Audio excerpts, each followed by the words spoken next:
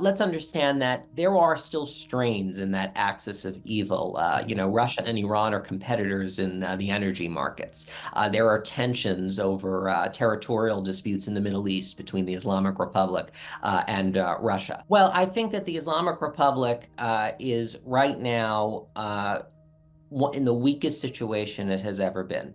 Yeah. It's unprecedented because it's a deterrence power that it has used Hezbollah and Hamas for, to a lesser extent, has been eroded significantly. Donald Trump's most pressing task after being sworn in as president revolves around restoring American prestige on the world stage, according to an expert on the Iranian regime. Jason Brodsky, the policy director of United Against Nuclear Iran, blasted how weak leadership from the US over several decades had emboldened America's adversaries. Tensions between Washington and Tehran have never been higher, and the world is waiting to see how Donald Trump will deal with the Islamic regime once he's sworn into office. Let's understand that there are still strains in that axis of evil. Russia and Iran are competitors in the energy markets. There are tensions over territorial disputes in the Middle East between the Islamic Republic and Russia.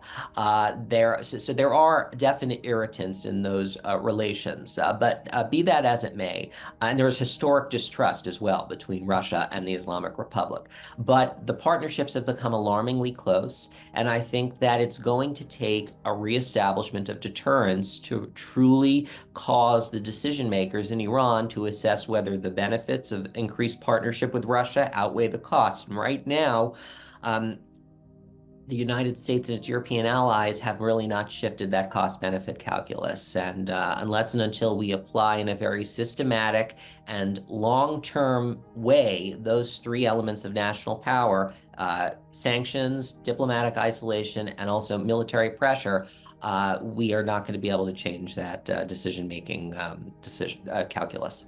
And given the two elements that you mentioned there, sanctions and diplomatic isolation, do you not fear that there's a risk China could become more, or Iran could be more cozy with powers such as China in their imperialistic aspirations, such as taking Taiwan? Well, I think that China has a very unique set of relationships, especially in the Middle East, and China will try to balance itself. Let's not forget that it has strong ties with Saudi Arabia, UAE, and other Gulf monarchies and those are very important relations for China to maintain. And so they're not going to want to go all in with the Islamic Republic because of a fear of rupturing those kinds of relations. And so that's important to keep in mind. He'll be inaugurated just months after reports claimed there was an Iranian plot to kill him. These are allegations Iran strongly denies, come under strain, and is trying to navigate challenges on different fronts. The country's sovereign wealth fund has been depleted to fund its military. Budget deficits mean infrastructure costs cannot be met and pensions cannot be paid. The state of the economy has fueled social unrest. At the same time, the fear of all-out war with Israel has not gone away. And Iranian proxy groups such as Hezbollah and Hamas have been weakened after the deaths of top officials. Tehran is grappling with these challenges at a time when Trump will become the 47th president. I think this has been, yes, I think that the inbox for the forthcoming US president is very full. And I think that in many respects, it's due to a lack of American leadership that we have been seeing, especially in the Middle East. The United States has had its deterrence eroded against the Islamic Republic of Iran. This is a years-long process. It actually dates back prior to President Biden being in office. I would say that this is something that presidents of both parties, Republican and Democrat, have contributed to. And it's one of the very significant weaknesses of U.S. policy against Iran, the reluctance to apply direct military force against Iran on Iranian soil, particularly military sites, when U.S. interests are threatened or when there are Iranian attacks against the United States. And why do you think there is that fear of conducting attacks on Iranian soil? Because I think that there is this fear of escalation with Iran, and it turns into a paralysis in the US government that really inhibits our policy responses. We are not employing the full range of all instruments of national power against the Islamic Republic of Iran. The United States is very fond of employing sanctions against Iran, which are absolutely necessary, but they're not sufficient. We have not been applying the requisite diplomatic isolation against Iran. And what I mean by that is working with our allies and partners, like especially the UK government, to isolate Iran on the world stage. For example, downgrading diplomatic ties in Europe between the Islamic Republic and Iran.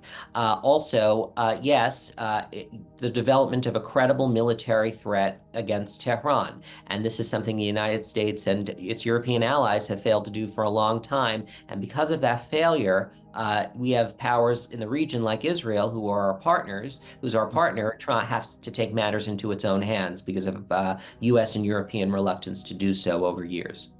Brodsky revealed the Islamic Republic has never been weaker, but that doesn't mean the US can be complacent.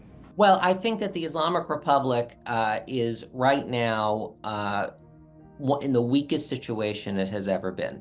Yeah. It's unprecedented because it's a deterrence power that it has used Hezbollah and Hamas for, to a lesser extent, has been eroded significantly. And it is exposed right now because it used Hezbollah especially as a way to deter an Israeli attack on its nuclear program. And now that Hezbollah is so weakened, it's not that let's not mistake weakness with being less lethal. Hezbollah is still lethal, but it is not as strong as it had been if we were talking in August, per se. So now that Hezbollah has been so weakened, now is the time to try to weaken the head of the snake, the Islamic Republic. And so I do think that there's a unique strategic opportunity for the United States and its allies. And I hope it will take that opportunity after careful consideration. It will not participate in a strike with Israel in its reprisal using direct U.S. military offensive action. But that all bets are off. If there is another Iranian retaliation against Israel, and that could draw in the United States. I think the Biden administration is trying to do everything to avoid that. But let's remember, there are thousands of American citizens who live in Israel, and the President of the United States has a constitutional responsibility to protect them. So depending on the nature of any Iranian retaliation to the Israeli response, that could draw in the United States.